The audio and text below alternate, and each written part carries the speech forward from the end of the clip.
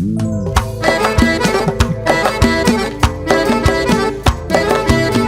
bende amadin bilen oynaşma, Xudo berse bir zümde bay bularsan.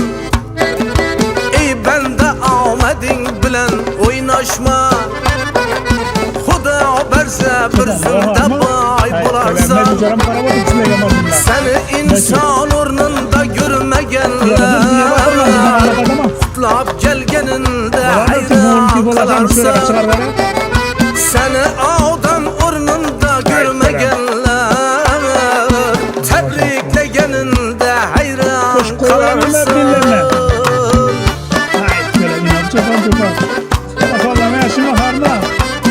Falan çok kaldınız ama Maladiyes ama Zekaat Ramazan olduğunda cüzdanım karavatıp söyledizler ya. Başına iş düşse kulun tartarlar, yok yerlerden bir eybine taparlar. Başına iş düşse kulun tartarlar, yok yerlerden bir eybine taparlar. Hizmetinde yürgenlegen berdarlar, satıp yetkeninde hayran kalarsan. Hizmetinde yürgenlegen berdarlar, satıp yetkeninde hayran kalarsan.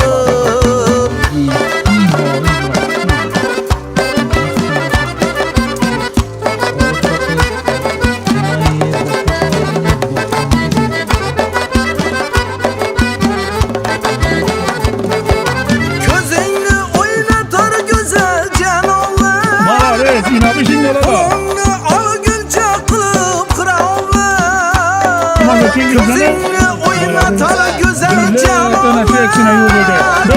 malını gülce kılıp kıramlar.